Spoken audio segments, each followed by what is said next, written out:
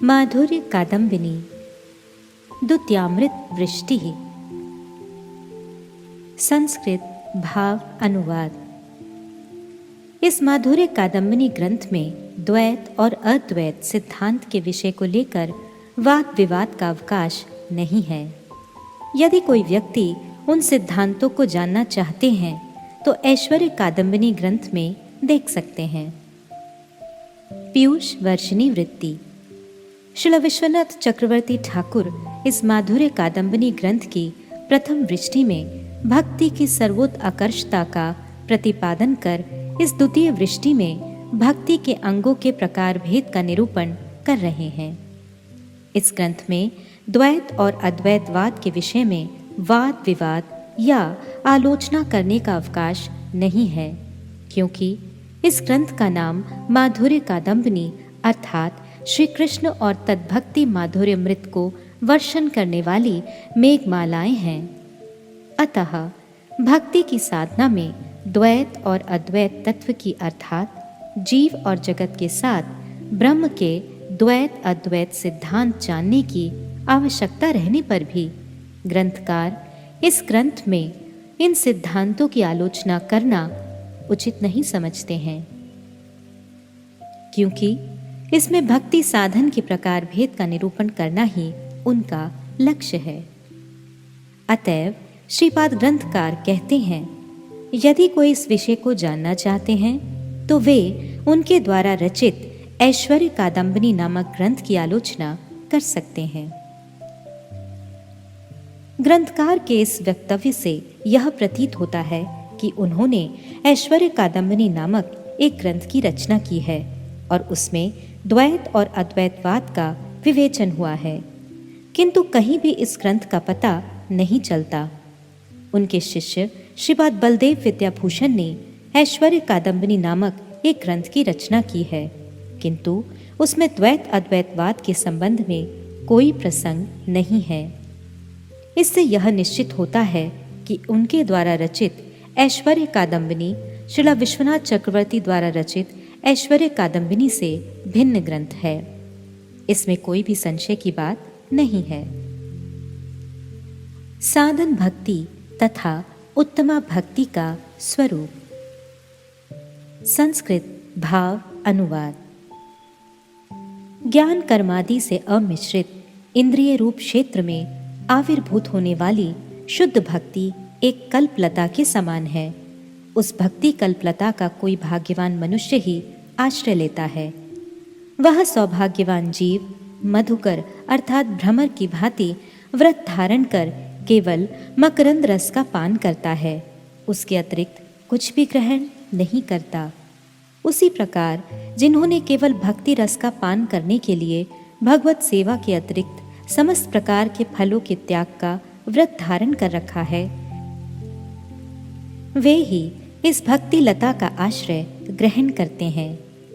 इस भक्ति लता का मूल प्राण है निरंतर स्व अभीष्ट श्री भगवान की आनुकूल्यमयी सेवा संपादन करना। ये अपने स्पर्श से पारसमणि की भांति इंद्रिय वृत्ति के प्राकृत तत्व रूप लौहपन को क्रमशः दूर कर चिन्मयत्व रूप परम विशुद्ध स्वपर्ण रूपता प्राप्त करा देती है। फिर अंकुर रूप से प्रस्फुटित होकर साधन भक्ति नामक दो पत्तियों को पैदा करती है। उनमें से एक का नाम क्लेश अग्नि और दूसरी का नाम शुभदा है। उन दोनों पत्तियों का भीतरी भाग लोभ प्रवर्तक लक्षण रूप स्निग्धता से शोभित है। श्री भगवान ने कहा है, जिनका मैं प्रिय आत्मा और पुत्र हूँ। इन शास्त्र वचनों के अनुसार शुद्ध संबंध की स्निग्धता से वह उत्कर्ष युक्त है। उस उत्कृष्ट भाग पर राग नामक राजा का अधिकार है। उन दोनों पत्तियों का बाहरी भाग।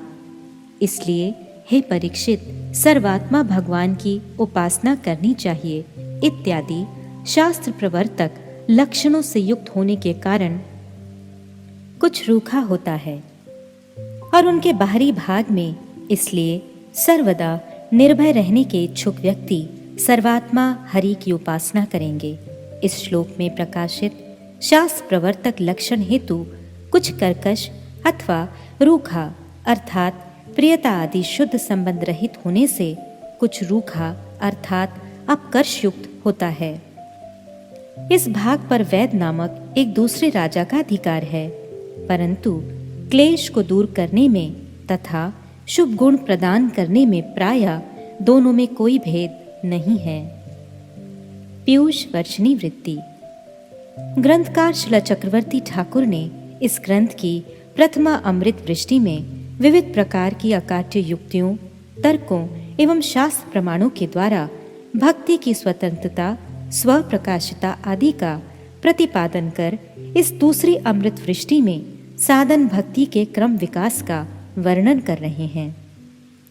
सर्वप्रथम साधक भक्तों के चित्त में भक्ति रूप कल्पलता के आविर्भाव और उसके गुण एवं जाति का वर्णन कर रहे हैं। निखिल कृष्णेतर कामना वासनाओं से रहित ज्ञान कर्मादि से अमिश्रित भक्ति को शुद्ध भक्ति कहते हैं। यहाँ भक्ति तत्व को सरल सहज रूप में समझाने के लिए शुद्ध भक्ति को कल्पलता की उपमा दी गई है।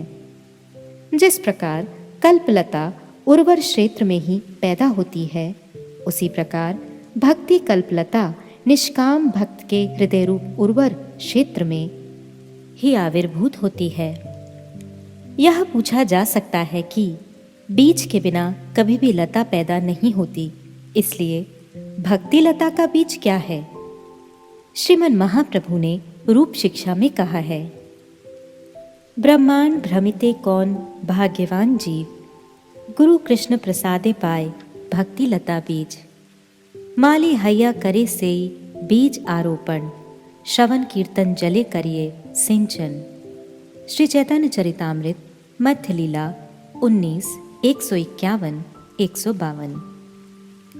श्री कृष्ण बहिर्मुख जीव अपने कर्म फल से इस ब्रह्मांड में नाना प्रकार की योनियों में भ्रमण करता हुआ जब अहेतुकी महत कृपा जनित सौभाग्य प्राप्त करता है, तभी श्री गुरु और श्री कृष्ण की कृपा से भक्ति लता का बीज प्राप्त होता है।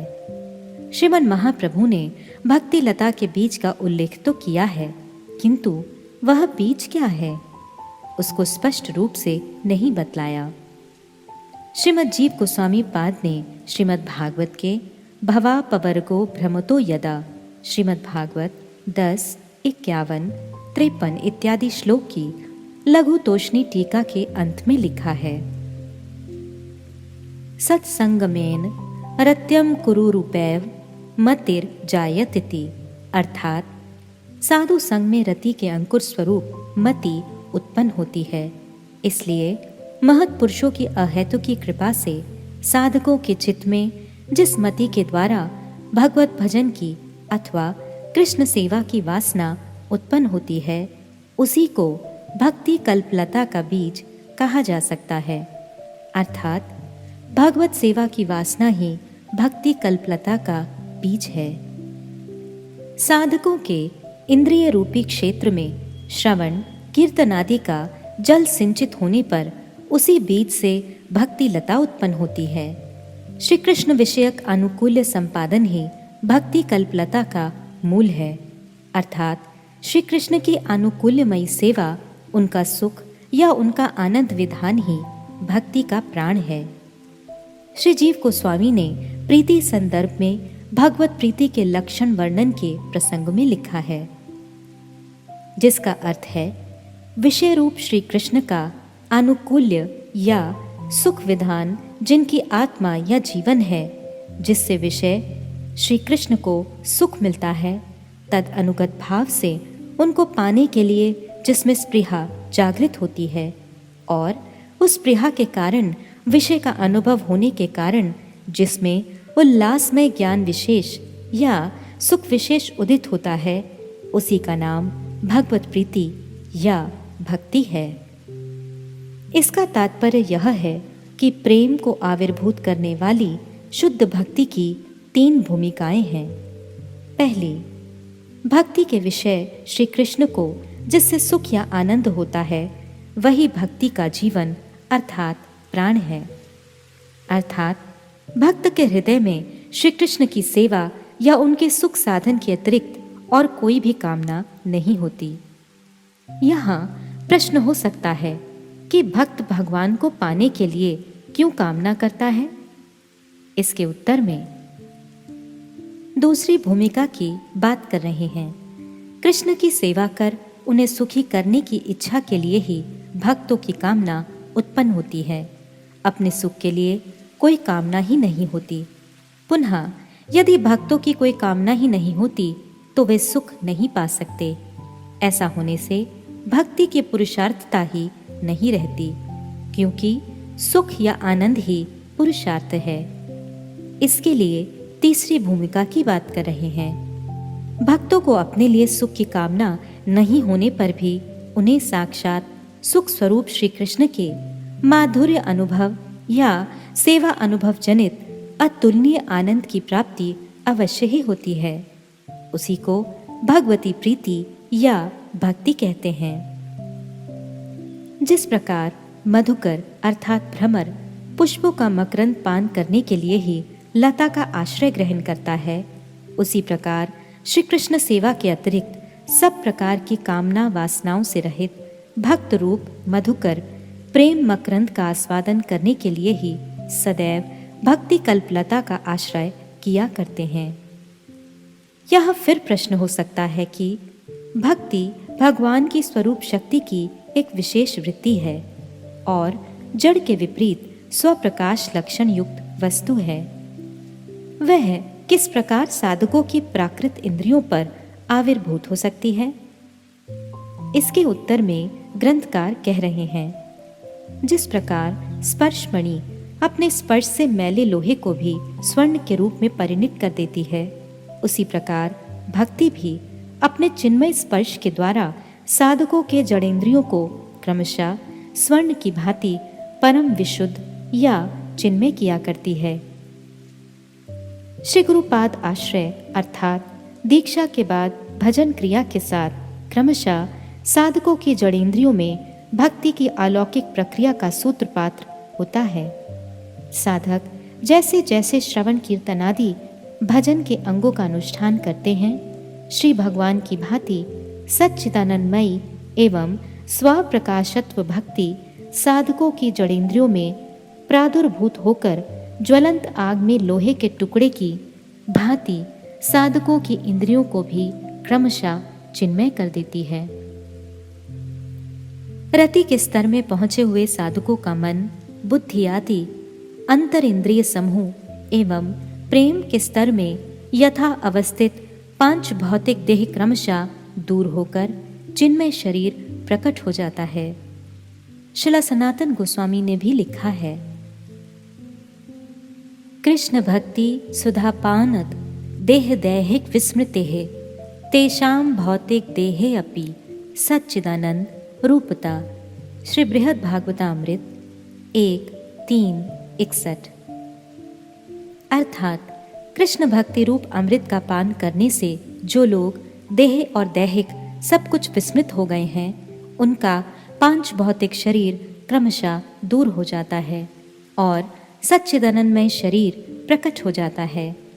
इस विषय में श्रीमन महाप्रभु की श्रीमुखवाणी है, प्रभु कहे वैष्णव देहे प्राकृत कभुनाय अप्राकृत देह भक्तेर चिदानंदमाय। दीक्षा काले भक्त करे आत्मसमर्पण सेई काले कृष्ण तारे करे आत्मसम। सेई देह करे तार चिदानंदमय अप्राकृत देहे तार चरण भजय। श्री चैतन्य चरितामृत आदि लीला 4:191 से 193। अर्थात महाप्रभु कह रहे हैं कि वैष्णव शरीर प्राकृत नहीं है, उनकी देह अप्राकृत और चिदानंदमय है। दीक्षा काल में भक्त जब आत्मसमर्पण करते हैं, उसी समय श्री कृष्ण उससे आत्मसात कर लेते हैं और उनकी देह को चिदानंदमय करते हैं और उस अप्राकृत देह से भक्त उनके चरणों की सेवा करते हैं। इसके पश्चात भक्ति लता का आविर्भाव और उसमें प्रथम उत्पन्न हुए 2 पत्तों का परिचय प्रदान कर रहे हैं। महत कृपा से आविर्भूत श्री कृष्ण भजन की वासना रूप भक्ति कल्पलता का बीज श्री गुरु और श्री कृष्ण की कृपा से साधक भक्तों की चित्त भूमि में बोया जाता है और तत्पश्चात श्रवण कीर्तनादि जल से सिंचाई होने पर उसमें शीघ्र ही अंकुर पैदा हो जाता है। तत्पश्चात उसमें 2 पत्ते पैदा होते हैं। उन दोनों पत्तों का नाम क्लेशाग्नि और शुभदा है। दोनों पत्तों का भीतरी भाग अत्यंत कोमल, चिकना और सुंदर दिखता है। उसका बाहरी भाग कर्कश या रूखा होता है। उसी प्रकार साधन भक्ति भी 2 प्रकार की होती है। एक अत्यंत स्निग्ध सुंदर लोभ मूला राग भक्ति और दूसरी शास्त्र शासन मूला कुछ रूखी विधि भक्ति। तात्पर्य यह है कि साधन भक्ति के 2 गुणों का नाम क्लेशाग्नि और शुभदा है। यहाँ पर ग्रंथकार श्रील विश्वनाथ चक्रवर्ती ठाकुर ने विषय को दृष्टांत के द्वारा अत्यंत सहज बोधगम्य करने के अभिप्राय से गुण और गुणी अभेद होने के कारण साधन भक्ति को ही विधि भक्ति और राग भक्ति के रूप में वर्णन किया है तथा दोनों के गुण क्लेशाग्नि और शुभदा का भी वर्णन किया है, ऐसा समझना होगा। तात्पर्य यह है कि साधन भक्ति के प्रवर्तक 2 भाव हैं। पहला लोभ है। भक्ति की स्निग्धता, सुंदरता, कोमलता, स्वप्रकाशकता आदि गुणों को देखकर स्वतः ही उसके लिए साधन का मन ललायित हो उठता है। उसकी प्राप्ति का लोभ जाग उठता है। ऐसा स्वाभाविक लोभ जिस साधन भक्ति का प्रवर्तक है उसे रागानुगा भक्ति कहते हैं। इसलिए यहाँ उसके संबंध में कहा गया है कि इस स्निग्धता पूर्ण भाग पर राग नाम राजा का अधिकार है, अर्थात इस रागानुगा भक्ति की हर अवस्था पर राग और प्रेम का अधिकार रहता है। इसी प्रेम के कारण साधक श्री भगवान से अपने अनेक संबंधों को जोड़ लेता है। उन्हें अपना प्रिय, आत्मा, पुत्र, सखा, गुरु, सुहृद और इष्ट मानता है। जैसे भगवान श्री कपिल देव ने अपनी माता देवहूति जी से श्रीमद् भागवत 3:25-38 में कहा है, इस प्रकार रागानुगा भक्ति के साधनों में शुद्ध संबंध की स्निग्धता रहती है और पत्तियों के स्निग्ध भाग की तरह वह ऊपर शोभित होती है, अर्थात रागानुगा भक्ति का सदा उत्कर्ष रहता है। साधन भक्ति का प्रवर्तक दूसरा भाव है। शास्त्र के शासन के भय से साधक की साधन भक्ति में प्रवृत्ति होती है। श्रीमद् भागवत 2:1-5 में कहते हैं कि भगवत भक्ति के बिना जन्म मृत्यु रूप संसार सागर से जीव कभी भी पार नहीं उतर सकता, क्योंकि जन्म मरण रूप संसार का मूल कारण है माया बंधन, और माया से छुटकारा पाने के लिए केवल भगवत भक्ति ही उपाय है। ऐसे शास्त्रीय वचनों को सुनकर जो साधन भक्ति में प्रवृत्त होते हैं उनकी भक्ति को वैधि भक्ति कहते हैं। वैधि भक्ति के साधकों की भक्ति में प्रवृत्ति भगवान की प्रीति के लिए नहीं होती, बल्कि अपने दुखों की निवृत्ति के लिए ही वे भक्ति अंगों का अनुष्ठान करते हैं। इसलिए उसे रूखा और कठोर कहा गया है। यहाँ भगवान से राग मूलक शुद्ध संबंध नहीं है। पत्ते के रूखे भाग की तरह वैधि भक्ति भी नीचे की ओर रहती है, अर्थात इसका रागानुगा भक्ति की अपेक्षा अपकर्ष है। इसके अनुष्ठान में शास्त्र विधि की ही प्रधानता होती है, इसलिए इस पर वैद राजा के अधिकार का यहाँ वर्णन किया गया है। जैसे लता की पत्तियों के सभी भागों में समान गुण रहता है, पत्ती की चिकनी ओर का गुण कुछ और हो तथा रूखी तरफ का गुण कुछ और हो, इस प्रकार नहीं रहता। इसी प्रकार साधन भक्ति रागानुगा हो अथवा वैधि, दोनों के गुण प्रायः समान ही होते हैं। दोनों समान रूप से क्लेशों को दूर करने वाली होती हैं और समान रूप से शुभ गुण प्रदान करने वाली होती हैं। शिलारूप गोस्वामी ने लिखा है, यत्र रागान वाप्तत्वात् प्रवृत्ति रूप जायते शासनेनैव शास्त्रस्य सा वैदी भक्तिर उच्यते। श्री भक्ति रसामृत सिंधु 1-2-6। अर्थात भजन के विषय में कहीं लोभ और कहीं शास्त्र शासन प्रवर्तक हुआ करता है। जिस भक्ति में लोभ प्रवर्तक न होकर शास्त्र शासन ही प्रयोजक होता है उसे वैदी भक्ति कहते हैं। शिलाजीव गोस्वामी ने इस श्लोक की टीका में लिखा है, रागो अत्रानुरागः तद रुचिश्च, अर्थात यहाँ राग शब्द का अर्थ रुचि या अनुराग सहित भजन है। यह राग जिस भक्ति का प्रवर्तक नहीं है उसे वैदी भक्ति कहते हैं।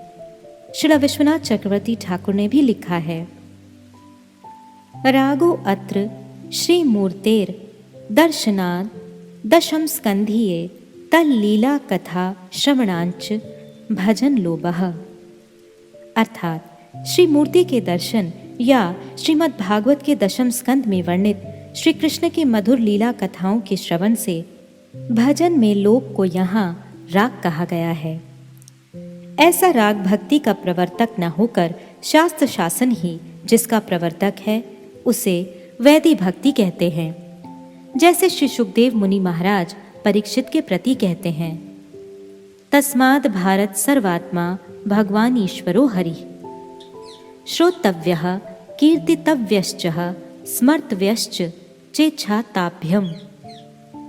श्रीमद् भागवत 2:1-5।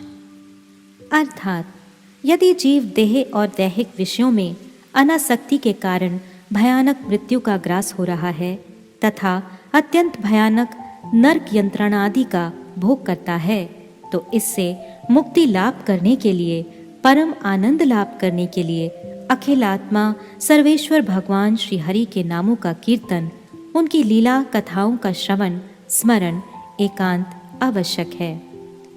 ऐसा सुनकर जो लोग भक्ति का अनुष्ठान करते हैं उनकी भक्ति को वैदी भक्ति कहते हैं। दीक्षा काले भक्त करे आत्मसमर्पण, सेई काले कृष्ण तारे करे आत्मसम, सेई देहे करे तार चिदानंदमय, अप्राकृत देहे तार चरण भजय। चैतन्य चरितामृत की इन प्यारों की व्याख्या में जगत गुरु श्रील भक्ति सिद्धांत सरस्वती गोस्वामी प्रभुपाद अपने अनुभाष्य में उल्लेख करते हैं कि दीक्षा के समय भक्त अपनी प्राकृत अनुभूतियों को समर्पण कर अप्राकृत संबंध ज्ञान विशिष्ट होते हैं। अप्राकृत दिव्य ज्ञान प्राप्त कर वे अप्राकृत स्वरूप से अप्राकृत श्री कृष्ण सेवा का अधिकार प्राप्त करते हैं। कृष्णेतर माया के आश्रय से रहित होने पर प्रपन्न भक्त को श्री कृष्ण आत्मसात करते हैं। तब उनका जड़ भोग राज्य के भोक्ता का जड़ीय अभिमान दूर हो जाता है और उनकी आत्मा की इंद्रियों में नित्य कृष्णदास की स्फूर्ति प्राप्त होती है। तब भक्त अपने सच्चिदानंदमय स्वरूप में नित्य सेवा विग्रहत्व की उपलब्धि कर अप्राकृत देह से श्री कृष्ण चंद्र की सेवा का अधिकार प्राप्त करता है। भक्त की तत्काल उचित अप्राकृत देह के द्वारा अप्राकृत भाव सेवा को भी प्राकृत बुद्धि के दोष के कारण कर्मीगण अपनी भांति भोग पर प्राप्ति का अनुष्ठान समझते हैं और उसी अपराध के कारण वे अप्राकृत गुरु की कृपा लाभ से वंचित होते हैं। इस संबंध में बृहद भागवतामृत के 1:3-35 और 2:3-45 श्लोक की टीका में श्रील सनातन गोस्वामी का विचार द्रष्टव्य है। भक्ति लता की दोनों पत्तियों का अंतर्भाग चिकना, स्निग्ध और सुंदर होता है, इसलिए उसके साथ राग भक्ति की तुलना की गई है। यह राग भक्ति से रागानुगा भक्ति समझना चाहिए। व्रजवासी पार्षदों में रागात्मिक भक्ति होती है, उन्हीं की अनुगत्यमयी भक्ति को रागानुगा भक्ति कहते हैं।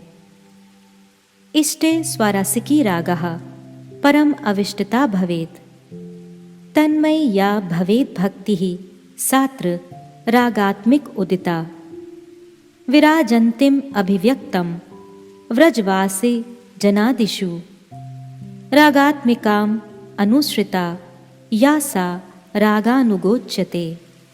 श्री भक्ति रसामृत सिंधु 1, 2, 272 और 270। इष्ट देव में परम आविष्टतामय स्वाभाविकी प्रगाढ़ तृष्णा का नाम राग है। उस रागमयी भक्ति को रागात्मिका भक्ति कहते हैं। व्रजवासियों में अर्थात व्रज के परिकरों में प्रकाश्य रूप में यह रागात्मिका भक्ति होती है। उसी की अनुगत भक्ति का नाम रागानुगा भक्ति है। रागात्मिका भक्ति मुख्या व्रजवासी जने तार अनुगता भक्तिर रागानुगा नामे। श्री चैतन्य चरितामृत मध्य लीला 22:145। जिस प्रकार चक्षु इत्यादि इंद्रियों का सौंदर्य के प्रति स्वाभाविक आकर्षण देखा जाता है, उसकी प्रेरणा की आवश्यकता नहीं होती है, उसी प्रकार भगवान के प्रति भक्तों के स्वाभाविक प्रगाढ़ तृष्णायुक्त प्रेम को राग कहते हैं। यह दास्य, सख्य, वात्सल्य, मधुर आदि विविध प्रकार का होता है। श्री कपिल देव अपनी माता देवहूति के प्रति कहते हैं, येषामहं प्रिय आत्मा सुतश्च सखा गुरु सुहृदो देवमिष्टम। श्रीमद्भागवत 3:25-38। अर्थात मैं जिसका प्रिय आत्मा, पुत्र, सखा, गुरु, सुहृद और इष्ट देव हूँ। इस श्लोक में प्रिय, सुत, सखा आदि कहने से श्री राधा आदि श्री कृष्ण की प्रियसी गोपियों के मधुर भाव से, श्री नंद यशोदा के वात्सल्य भाव से, श्री दाम आदि के सख्य भाव से, रक्तक पत्रक आदि के दास्य भाव से श्री कृष्ण का सुहृद प्रेम संबंध जुड़ा हुआ है। इन रागात्मिक भक्तों की भाव परिपाटी का श्रवण करने से साधक भक्तों के हृदय में वैसे ही सेवा प्राप्त करने की लालसा या लोभ उत्पन्न होता है। वही लोभ राग भजन का एक मूल माध्यम है। इस विशेष कली काल में श्री चैतन्य महाप्रभु और उनके चरण आश्रित आचार्यों ने नित्य सिद्धा श्री राधा किंकरी रूप मंजरी, रति मंजरी आदि के अनुगत्य में मंजरी भाव साधना को सर्वश्रेष्ठ माना है। यह भी विचारणीय है कि लोभ मूला या राग भक्ति और शास्त्र शासन मूला या विधि भक्ति, इन दोनों प्रकार के आस्वादन के व्यापार में प्रचुर पार्थक्य रहने पर भी शुभता और क्लेश अग्नि, इन दोनों प्रकार के गुणों के उदय विषय में विशेष कुछ अंतर नहीं है। 5 प्रकार के क्लेश, 4 प्रकार के पाप तथा भक्तों में विराजमान शुभ गुण। संस्कृत भाव अनुवाद। अविद्या, अस्मिता, राग, द्वेष और अभिनिवेश, ये 5 प्रकार के क्लेश हैं। प्रारब्ध, अप्रारब्ध, रूढ़ और बीज, ये 4 प्रकार के पाप भी क्लेश के अंतर्गत ही हैं। यहाँ शुभ कहने से दुखजनक विषयों के प्रति वितृष्णा, भगवत विषय में सतृष्णता, अनुकूल्य कृपा, क्षमा, सत्य, सारल्य, साम्य, धैर्य, गांभीर्य, मानदत्व, अमानित्व और सर्व सौभाग्य आदि गुणों को शुभ कहते हैं। शास्त्र में भी देखा जाता है, देवगण समस्त गुणों के साथ भगवत भक्तों के हृदय में स्थित रहते हैं, इसलिए भक्तों में ये सब प्रकार के गुण विराजमान रहते हैं।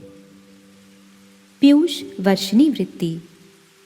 ग्रंथकार श्रील विश्वनाथ चक्रवर्ती ठाकुर ने साधन भक्ति के क्लेशअग्नि और शुभता, इन 2 गुणों का उल्लेख किया है। वैदी भक्ति एवं राग भक्ति दोनों में क्लेशाग्नि और शुभता, ये गुण उदित होते हैं, ऐसा वर्णन किया है। और वहां पर क्लेश क्या है, सुख किसको कहते हैं, इसका यहाँ निरूपण कर रहे हैं। महर्षि पतंजलि ने योग दर्शन के साधन पाद के 3 सूत्र में लिखा है, अविद्या, अस्मिता, राग, द्वेष, अभिनिवेशः, पंच क्लेशः। अर्थात अविद्या, अस्मिता, राग, द्वेष और अभिनिवेश, ये 5 प्रकार के क्लेश हैं। अविद्या के ये 5 पर्व हृदय में विद्यमान रहने पर कर्म या अकर्म में प्रवृत्ति होती है। उनके फल से धर्म या अधर्म अर्थात पाप और पुण्य रूप अदृष्ट का फल सुख या दुख भोग होता है। इन क्लेशों का वर्णन नीचे किया जा रहा है। पहला, अविद्या, अनित्य वस्तुओं को नित्य समझना, अपवित्र को पवित्र समझना, दुख को सुख समझना तथा अनात्म वस्तुओं में आत्मबुद्धि होना, इसे अविद्या कहते हैं। अर्थात देह, गेह, स्त्री, पुत्र, विषय, वैभवादि नश्वर वस्तुओं को नित्य समझना, रक्त, मांस, मेद, अस्थि, मल मूत्र आदि से परिपूर्ण इस अपवित्र शरीर में पवित्रता या उसके प्रति भोग बुद्धि होना, इन शूद्र विषय सुखों के परिणाम स्वरूप भयावह जन्म, मरण आदि या नरक आदि दुख होते हैं, इस विषय सुख या घनीभूत दुख में सुख बुद्धि रखना। देह, दैहिक आदि अनात्म वस्तुओं में आत्मबुद्धि रखना, ये सब अविद्या के कार्य हैं। दूसरा, अस्मिता, दृक् शक्ति और दर्शन शक्ति की एकात्मता का ज्ञान अस्मिता कहलाता है। अर्थात मैं और मेरा इस प्रकार का जो अभिमान या मोह होता है उसे अस्मिता कहते हैं। तीसरा, राग, सुख प्राप्ति और दुख निवृत्ति के उपायों की कामना को राग कहते हैं, अथवा अभिलषित वस्तु को पाकर भी पुनः अधिक पाने की कामना को राग कहते हैं। चौथा, द्वेष, सुख या दुख के कारण के प्रति विरक्ति का नाम द्वेष है। पांचवा, अभिनिवेश, अनुकूल विषयों को प्राप्त करने के आधार स्वरूप शरीर में आसक्त होना और मृत्यु से भयभीत होने का नाम अभिनिवेश है। पुनः प्रारब्ध, अप्रारब्ध, रूढ़ तथा बीज, ये 4 प्रकार के पाप भी क्लेश के अंतर्गत हैं। इनका संक्षिप्त परिचय इस प्रकार है। पहला, प्रारब्ध पाप, पूर्व जन्मों में किए गए संचित पापों में से कुछ पाप जिनका फल दुख भोग इस वर्तमान शरीर में भुगतना आरंभ हो गया है, अथवा पूर्व जन्मकृत जिन पापों का फल वर्तमान जन्म में भोगना है, उसे प्रारब्ध पाप कहते हैं। दूसरा, अप्रारब्ध पाप, अनेक जन्मों में किए हुए पाप जो संचित रूप में सुरक्षित हैं, जिनका फल अभी तक भुगतना आरंभ नहीं हुआ है, अथवा जो अनअभिव्यक्त रूप में जमा है, उन्हें अप्रारब्ध पाप कहते हैं। तीसरा, रूढ़ पाप, इन्हें कूट या सूक्ष्म पाप भी कहा जाता है, जो पाप बीज का रूप धारण कर आगे वाले समय में फूटेंगे और अपना फल लाएंगे, उन्हें रूढ़ पाप कहते हैं। अप्रारब्ध फल की समिष्टि रूप में ये अवस्थित रहते हैं। चौथा, बीज पाप, ये वासनामय पाप हैं, वासना के रूप में रहते हैं और प्रारब्ध की पृष्ठभूमि है। वासना के आकार में चित्त में ये गुप्त रूप से रहते हैं और यथा समय में भगवान की इच्छा से ये प्रारब्ध होकर अपने फलों का भोग कराते हैं। इनके संबंध में कुछ विचारणीय है। पर तत्व से बहिर्मुख जीव में रहने वाली अविद्या से वासना की सृष्टि होती है। उन वासनाओं को भोगने के लिए देव, मनुष्य, तिर्यगादि देहों को धारण करना पड़ता है। यह अनादिकाल से चला आ रहा है। इन योनियों में मनुष्य देह ही जीवों के लिए कर्ममय देह है। इसके अतिरिक्त देव, तिर्यगादि देह भोगमय देह हैं। उनमें प्रचुर भोग रहने के कारण जो वासना उदित होती है वह भोग के अनुकूल होती है और प्रारब्ध के साथ ही उनका भोग हो जाता है। वही वासना चित्त में उदित होने पर भी बीज के रूप में संचित नहीं होती।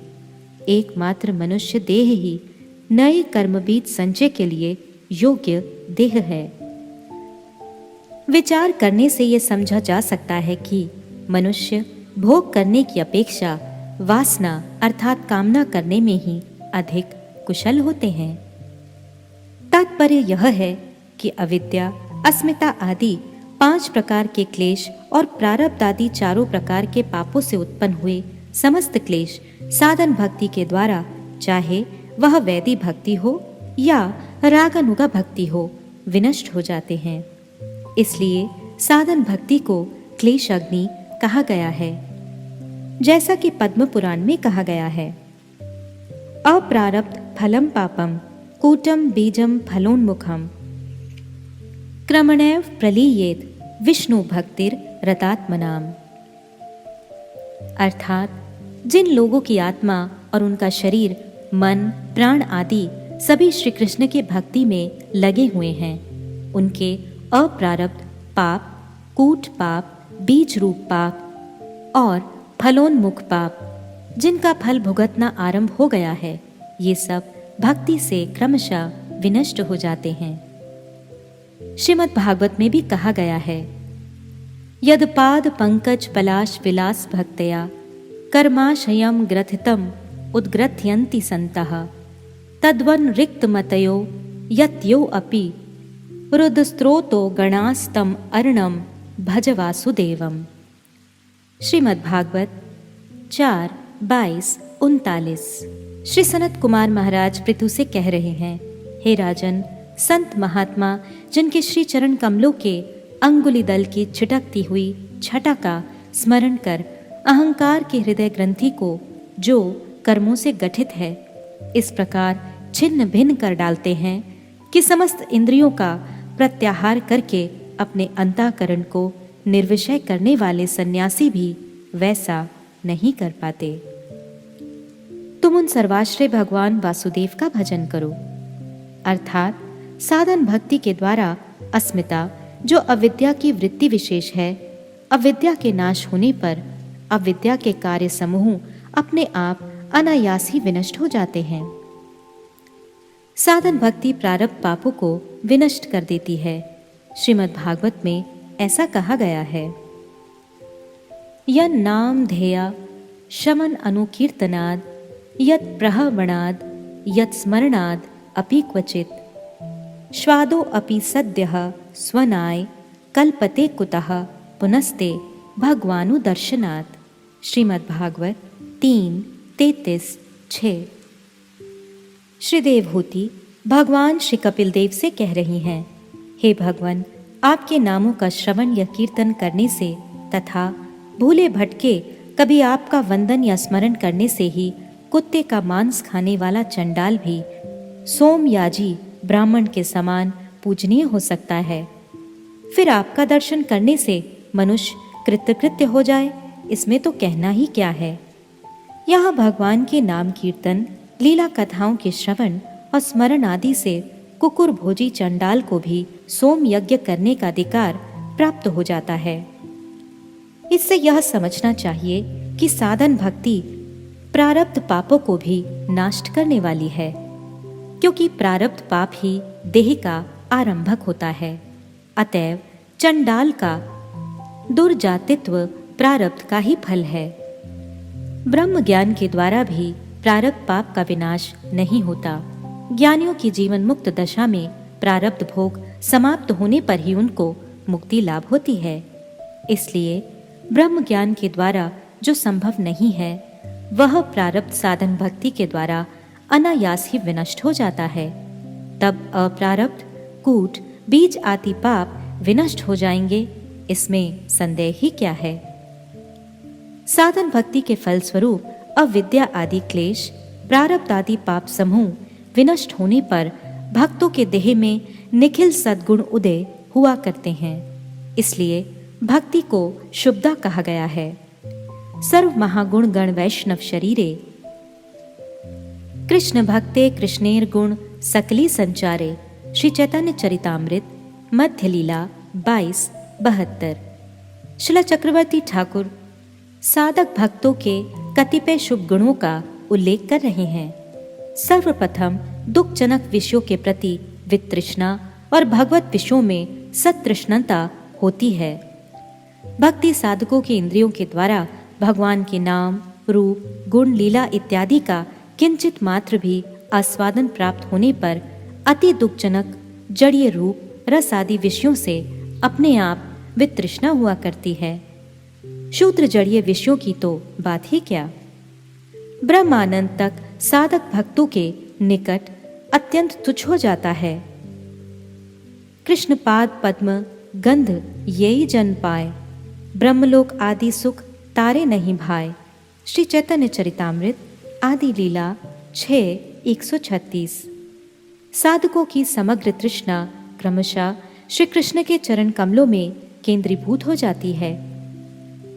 किस प्रकार से अभिष्ट देव की सेवा कर उन्हें सुखी किया जा सकता है, केवल मात्र यही चिंता साधकों के समग्र हृदय में अधिकार कर बैठ जाती है। श्री भक्ति देवी की कृपा से साधकों का चित्त कृष्ण अनुकूल्य की भावना से पूर्ण होने पर उस हृदय मंदिर में एक अपूर्व सौंदर्य की सृष्टि होती है। तब कृपा, क्षमा, सत्य, सारल्य, साम्य, धैर्य, गंभीर्य, मानदत्व, अमानित्व, सर्व सौभाग्य आदि गुण समूह अत्यंत स्पष्ट रूप से साधकों के हृदय में उदित होकर अपनी अपनी स्निग्ध अमृत धारा का वर्षण किया करते हैं। उस समय भक्तों के हृदय में सचमुच एक अपूर्व शांति विराजमान होती है। श्रीमद् भागवत में ऐसा देखा जाता है। यस्यास्ति भक्तिर् भगवत्य किंचना सर्वैर गुणैस्तत्र समासते सुरः हराव भक्तस्य कुतो महद्गुणा मनोरथेन अस्ति धावतो बहि। श्रीमद् भागवत 5:18-12। जिन साधक भक्तों की भगवान के श्री चरणों में निष्काम भक्ति है, उनके हृदय में समस्त देवता धर्म ज्ञान आदि संपूर्ण सद्गुणों के साथ सदा निवास करते हैं। किंतु जो भगवान के भक्त नहीं हैं, उनमें महत् पुरुषों के वे गुण आ ही कहाँ से सकते हैं। वे तो नाना प्रकार के संकल्प करके निरंतर तुच्छ बाहरी विषयों की ओर ही दौड़ते रहते हैं। अतएव वैष्णवों का हृदय ही निखिल सद्गुणों का पूर्ण भंडार है। श्रीमन महाप्रभु ने श्रील सनातन गोस्वामी से कहा है, ऐ सब गुण हाय वैष्णव लक्षण, सब कहा न जाए करी दिग्दर्शन। कृपालु अकृत द्रोह सत्य सार सम, निर्दोष वदान्य मृदु शुचि अकिंचन। सर्वोपकारक शांत कृष्णैक शरण, अकाम अनी स्थिर विजित सद्गुण। मित भुक अप्रमत्त मानद अमानी, गंभीर करुण मैत्र कवि दक्ष मौनी। श्री चैतन्य चरितामृत 22:74-77। अशुभ निवृत्ति या शुभ प्राप्ति। संस्कृत भाव अनुवाद। श्रीमद् भागवत में कहा गया है, भक्ति परमेश्वर की अनुभूति और भगवत भिन्न अन्य पदार्थों से विरक्ति, ये तीनों ही एक ही समय में उदित हुआ करती हैं। इस कथन से यह समझा जा सकता है कि पहले भक्ति कल्पलता की क्लेशग्नि तथा शुभदा नामक जिन दो पत्तियों की उत्पत्ति की बात कही गई है, उन दोनों की एक ही समय में उत्पत्ति होती है। फिर भी अल्प या अधिक परिमाण में पैदा होने का तारतम्य रहने से अशुभों की निवृत्ति तथा शुभों की प्राप्ति में भी तारतम्य रहता है। किंतु अशुभ निवृत्ति या शुभ प्राप्ति का एक निर्दिष्ट क्रम है। वह क्रम अत्यंत सूक्ष्म है और सहज ही लक्ष्य नहीं किया जा सकता। फिर भी उनका कार्य दृष्टिगत होने के कारण एवं लक्षणों द्वारा सुधी जन उस तारतम्य को या स्थिति को स्थिर कर लेते हैं। पीयूष वर्षणी वृत्ति। पहले यहाँ कहा जा चुका है कि साधन भक्ति, वैधि अथवा रागानुगा हर प्रकार के अशुभों अर्थात क्लेशों को नाश करने वाली और शुभ गुणों को उत्पन्न करने वाली है। यहाँ यह शंका हो सकती है कि साधन भक्ति क्लेशों का नाश और शुभ गुणों का प्रदान, ये दोनों काम एक ही काल में कैसे संपादन कर सकती है। इसका उत्तर देते हुए श्री चक्रवर्ती पाद ने निम्नलिखित श्लोक को उद्धृत किया है। भक्ति परिशानुभवो विरक्तिर अन्यत्र चैश त्रिक एक कालः। प्रपद्यमानस्य यथा अश्नतः स्युस् तुष्टि पुष्टि क्षुधापायो अनुघासम। श्रीमद्भागवत 11:2-42। जैसे भोजन करने वालों को प्रत्येक ग्रास के साथ ही तुष्टि अर्थात तृप्ति अथवा सुख, पुष्टि अर्थात जीवनी शक्ति का संचार और क्षुधा निवृत्ति, ये तीनों एक ही साथ हो जाते हैं, वैसे ही जो मनुष्य भगवान की शरण लेकर उनका भजन करने लगता है, उसे भजन के प्रत्येक क्षण में भगवान के प्रति प्रेम, अपने प्रेमास्पद प्रभु के स्वरूप का अनुभव और उनके अतिरिक्त अन्य वस्तुओं में वैराग्य, इन तीनों की एक ही साथ में प्राप्ति हो जाती है। उसी प्रकार भक्ति लता की क्लेश अग्नि और शुभदा दोनों पत्तियां एक ही काल में पैदा होने पर भी उनकी वृद्धि के तारतम्य के अनुसार भक्ति के अविद्या आदि क्लेशों का नाश और शुभ गुण वालियों के उदय का तारतम्य हुआ करता है। अतएव निश्चय ही इसका एक सुनिर्दिष्ट क्रम है, किंतु वह क्रम इतना सूक्ष्म और दुर्लक्ष्य है कि वह सहज बोधगम्य नहीं है, क्योंकि भोजन में प्रवृत्त व्यक्ति के प्रति ग्रास के साथ ही युगपत, तुष्टि, पुष्टि और क्षुधा निवृत्ति आंशिक रूप में हुआ करती है। केवल यही नहीं, एक एक अन्न के भीतर भी ये तीनों निहित हैं, ऐसा समझना होगा। किंतु इसका अनुभव जैसे अत्यंत दुर्लक्ष्य है, भक्ति या भजन के संबंध में भी ऐसा ही समझना चाहिए। अतएव साधारणतः यह क्रम दुर्लक्ष्य या सूक्ष्म होने पर भी अभिज्ञ भक्त लोग साधकों के कार्यों को या उनके लक्षणों को देखकर यह स्थिर कर लेते हैं कि उनका क्लेशनाश और उनमें शुभ गुणों का उदय कितना हुआ है। श्रद्धा का उदय। संस्कृत भाव अनुवाद। भक्ति के अधिकारियों में सर्वप्रथम श्रद्धा का उदय हुआ करता है। यह श्रद्धा भक्ति शास्त्रों में वर्णित विषय में दृढ़ विश्वासमयी होती है। भक्ति शास्त्रों में कहे गए साधनों के अनुष्ठान में विशेष रूप से यत्नशील होकर तदनुसार कार्य करने की जो आदर सहित इच्छा है, उसे भी श्रद्धा कहा जाता है। पुनः दोनों प्रकार की श्रद्धा ही दो प्रकार की होती है, एक स्वाभाविकी और दूसरी जो दूसरे व्यक्ति के द्वारा किसी प्रकार जबरदस्ती पैदा की जाती है। पीयूष वर्षिणी वृत्ति। ग्रंथकार श्रीला विश्वनाथ चक्रवर्ती ठाकुर महोदय भक्ति का स्वरूप, भक्ति की स्वप्रकाशतादि, धर्म और भक्ति का कार्य संक्षिप्त रूप में वर्णन कर अब यहाँ ग्रंथ के मूल प्रतिपाद्य विषय भक्ति के साधन के स्तरों का वर्णन आरंभ कर रहे हैं। श्रद्धा ही भक्ति साधन का प्रथम स्तर है। भक्ति मंदिर में प्रवेश करने के लिए प्रथम सोपान श्रद्धा है। भक्ति सार्वजनीन और सार्वभौम साधना है। कोई भी व्यक्ति किसी भी स्थान और अवस्था में हरि भजन कर सकता है। श्री कृष्ण भजने होय सभे अधिकारी, केवा विप्र केवा शूद्र की पुरुष नारी। अतएव भक्ति के साधन में जाति, कुल, स्थान, काल आदि किसी प्रकार की अपेक्षा नहीं होने पर भी श्रद्धा की अत्यंत अपेक्षा होती है, क्योंकि श्री चैतन्य चरितामृत मध्य लीला 22:64 में कहा गया है, श्रद्धावान जन होय भक्ति अधिकारी। केवल भक्ति की साधना में ही नहीं, कर्म, ज्ञान, योग आदि समस्त साधनाओं में श्रद्धा की आवश्यकता होती है। श्रद्धा के बिना किसी भी साधन से सिद्धि प्राप्त नहीं हो सकती। श्री कृष्ण ने अर्जुन के प्रति गीता में कहा है, अश्रद्धया हुतम दत्तम तपस्तप्तम कृतंच यत् असद इति उच्यते पार्थ न च तत्प्रेत्य नो इह। श्री भगवत गीता 17:28।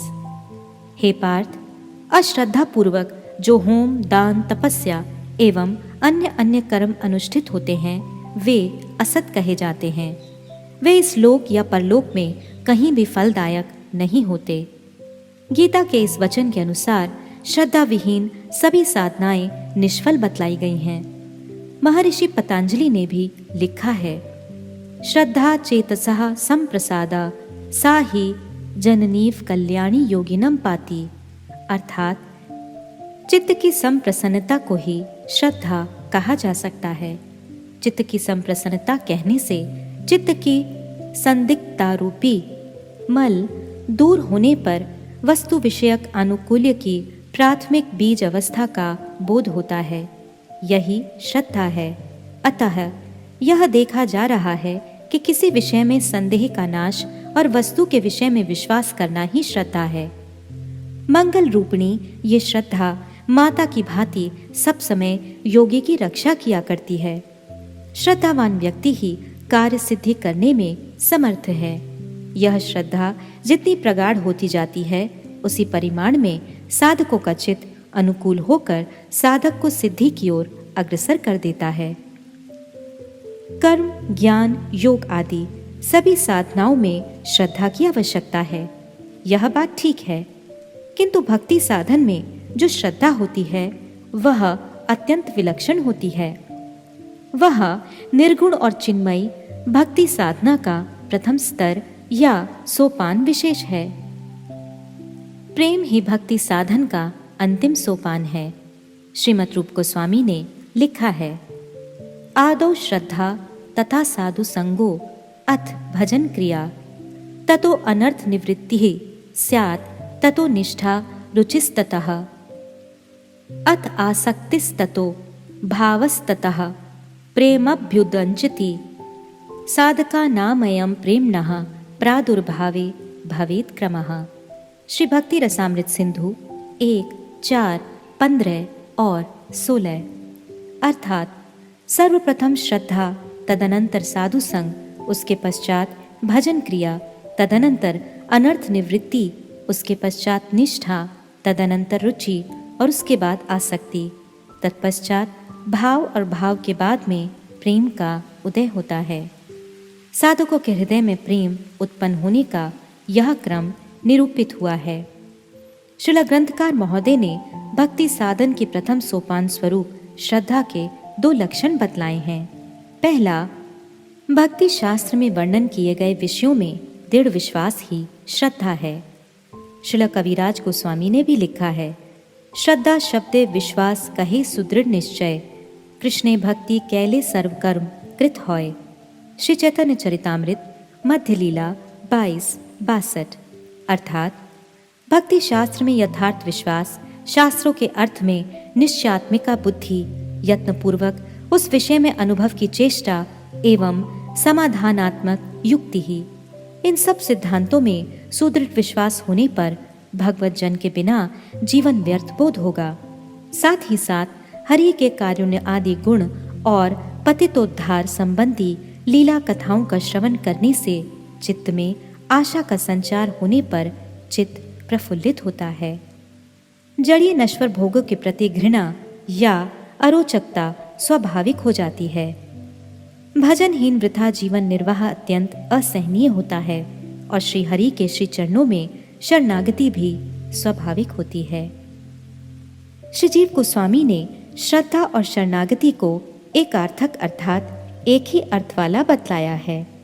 श्रद्धा शरणापत्योरेकार्थम लभ्यते तच्च युक्तम श्रद्धा ही शास्त्रार्थ विश्वासः शास्त्रञ्च तत्शरणस्य भयं तत्शरणस्य असभयं वदति ततो जातायः श्रद्धायास्तच्छरण आपत्तिरेव लिंगम इति।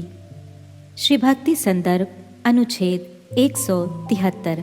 अर्थात श्रद्धा एवं शरणापत्ति का एक ही तात्पर्य समझना चाहिए, क्योंकि शास्त्रों के अर्थ में दृढ़ विश्वास का नाम श्रद्धा है। शास्त्रों में भी भगवान के श्री चरणों में शरणागत होने वाले भक्तों के लिए अभय और जो शरणागत नहीं हैं उनके लिए भय का उपदेश किया है।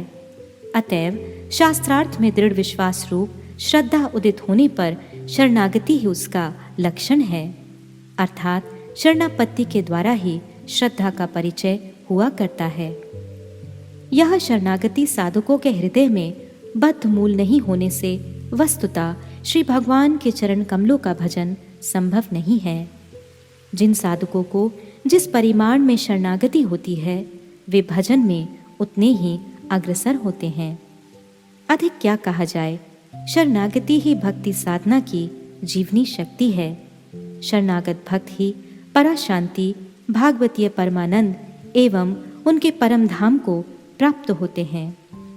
श्री कृष्ण ने अर्जुन के प्रति कहा है, तमेव शरणं गच्छ सर्वभावेन भारत, तत्प्रसादात् पराम शांतिम स्थानं प्राप्स्यसि शाश्वतम। श्री गीता 18:62। अर्थात सब प्रकार से भगवान के शरणापन्न हो जाओ, ऐसा होने पर तुमको परा शांति और उनका परम शाश्वत धाम प्राप्त होगा। श्रील ग्रंथकार महोदय श्रद्धा के द्वितीय लक्षण में कह रहे हैं, शास्त्रोक्त विषय के अनुष्ठान में विशेष रूप से यत्नशील होकर उसके अनुसार कार्य निर्वाह के लिए जो सादर स्पृहा देखी जाती है उसे भी श्रद्धा कहते हैं। अर्थात श्रद्धा का पहला लक्षण शास्त्रों के अर्थों में सुदृढ़ विश्वास उदित होने पर उसके कार्य स्वरूप दूसरा लक्षण अवश्य ही प्रकाशित होता है। इसमें तनिक भी संदेह नहीं है। उस समय साधक शास्त्र वर्णित विषयों के अनुष्ठान में विशेष यत्नवान होगा और शास्त्र में कहे गए कार्यों के निर्वाह करने में भी उसकी आदर युक्त स्पृहा का उदय होगा। श्री जीव गोस्वामी पाद ने भक्ति संदर्भ अनुच्छेद 173 में इस विषय में लिखा है, जिसका अर्थ है, श्रद्धा उत्पन्न होने पर सिद्धि हो या ना हो, जिस विशेष उपाय के द्वारा स्वर्ण की प्राप्ति होती है, लोगों का जैसे उस विषय में निरंतर उद्यम दिखाई पड़ता है, उसी प्रकार श्रद्धावान साधकों की महत् पुरुषों के अनुगत्य में भजन में निरंतर चेष्टा देखी जाती है। यहाँ सिद्धि कहने से अंतःकरण के काम आदि दोषों को क्षय करने वाली परमानंद की पराकाष्ठा प्राप्त श्री हरि की स्फूर्ति को समझना होगा। सिद्धि प्राप्त श्रद्धावान सिद्धि के उत्कर्ष के लिए और असिद्ध श्रद्धालु सिद्धि की प्राप्ति के लिए तत्पर हो जाते हैं। ऐसे श्रद्धालुओं के हृदय में लेश मात्र भी दंभ और प्रतिष्ठा की आशा नहीं रहती। श्रद्धालु व्यक्ति कभी भी जानबूझकर महत् पुरुषों की अवज्ञा आदि अपराध नहीं करते, क्योंकि यह भजन सिद्धि का प्रबल विरोधी है। श्रद्धालु व्यक्तियों के पूर्व संस्कार के फल से यदि विषयों के साथ उनका संबंध भी हो जाता है तो भी उसे भजन के लिए विघ्न समझकर उनकी दैन्य आत्मिका भक्ति ही प्रकाशित होती है।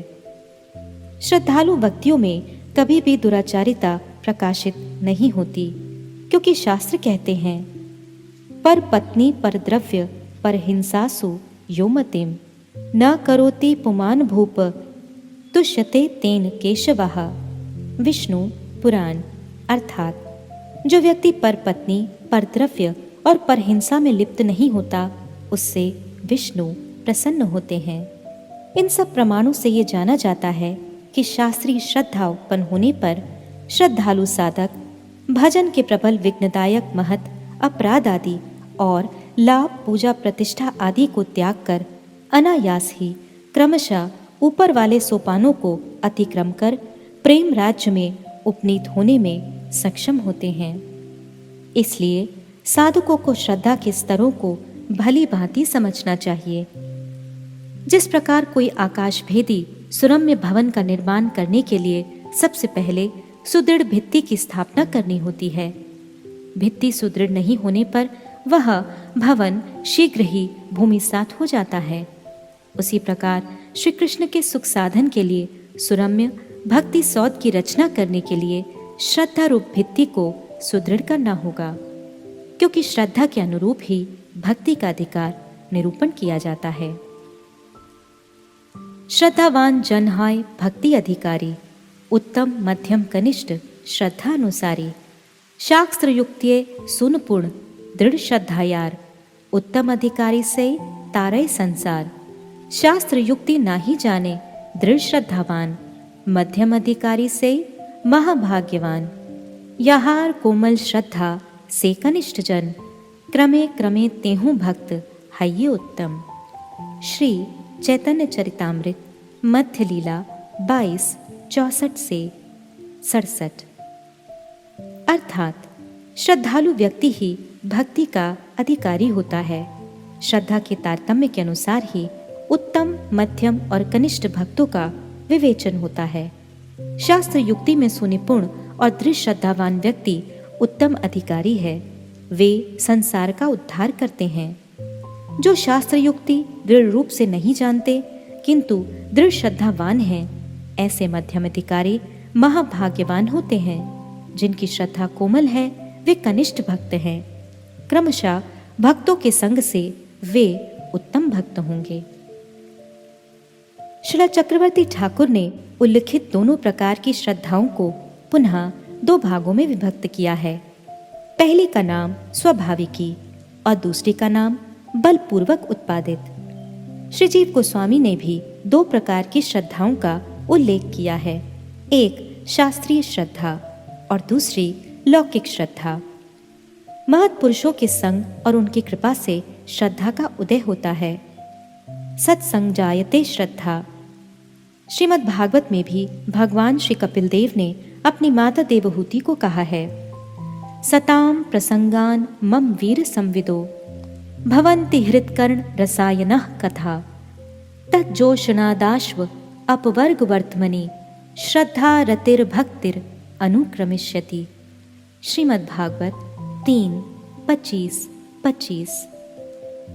सत्पुरुषों के समागम से मेरे पराक्रम का यथार्थ ज्ञान कराने वाली तथा हृदय और कानों को प्रिय लगने वाली वीरवती कथाएं होती हैं। उनका श्रवण करने से शीघ्र ही अविद्या निवृत्ति के पद स्वरूप मुझ में पहले श्रद्धा, पीछे रति और अंत में प्रेम भक्ति का उदय होता है। इस श्लोक में महत्पुरुषों के संग से ही श्रद्धा प्राप्त होती है, ऐसा विदित होता है। इस प्रकार महत्संग या महत कृपा जनित श्रद्धा ही स्वाभाविकी है। इसे शास्त्रीय श्रद्धा भी कहा गया है। प्रेम को प्राप्त कराने वाली शुद्ध भजन में इसी की उपयोगिता है। बलपूर्वक उत्पन्न एवं लौकिक श्रद्धा, जो सत्संग और सत्कृपा से उत्पन्न नहीं है बल्कि दूसरे लोगों को देखकर अनुष्ठित हुआ करती है, वैसी श्रद्धा की शुद्ध भजन में कोई विशेष उपयोगिता नहीं है। वैसा श्रद्धालु साधक महत संग और महत कृपा प्राप्त होने पर स्वाभाविकी या शास्त्रीय श्रद्धा लाभ कर धन्य हो सकता है। श्रीजीव गोस्वामी ने पुनः रुचि प्रधान और विचार प्रधान लोगों में श्रद्धा प्राप्ति का एक क्रम दिखलाया है। वह इस प्रसंग में विचारणीय है। विचार प्रधान भक्ति में श्रद्धा लाभ करने का क्रम इस प्रकार है। भक्ति संदर्भ अनुच्छेद 202, अर्थात सर्वप्रथम सत्संग के फल से सत्य के प्रति श्रद्धा, सत्पुरुषों के प्रति श्रद्धा, सत्पुरुषों के मुख निसृत हरि कथा में रुचि उत्पन्न होने पर भगवत सामुख्य होता है। सत्संग के प्रभाव से उनके हृदय में भजनीय भगवान के आविर्भाव विशेष में और उनके भजन में विशेष रुचि उत्पन्न होती है। तत्पश्चात उनके संबंध में विशेष कुछ जानने की इच्छा होने पर उन महत पुरुषों में से किसी एक को या अनेकों को श्रवण गुरु के रूप में आश्रय कर उनके निकट श्रवण करना होता है। यहाँ श्रवण का तात्पर्य उपक्रम, उपसंहार, अभ्यास, अपूर्वता फल, अर्थवाद और उपपत्ति द्वारा शास्त्रार्थ को भली भांति धारण करना है। तदनंतर ऐसा अनुभव होता है कि भगवान अपने सब प्रकार के आविर्भावों में तदनुरूप सर्वज्ञ, सर्वशक्तिमान और परम करुण रूप में विराजमान है। ऐसा होने पर भगवत भजन करना ही परम कर्तव्य है, यह विचार निश्चित होता है। इसी को यथार्थ शास्त्रीय श्रद्धा कहते हैं। यह विचार प्रधान लोगों की श्रद्धा लाभ का मार्ग है।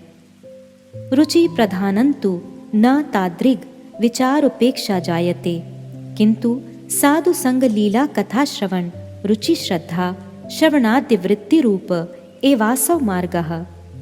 अर्थात रुचि प्रधान साधकों को ऐसे विचार की अपेक्षा नहीं होती।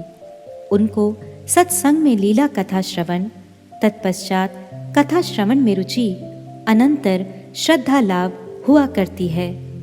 इस प्रकार श्रद्धा के साथ साथ पुनः पुनः श्रवण आदि का अनुष्ठान रुचि प्रधान उपासकों के लिए निर्दिष्ट हुआ है।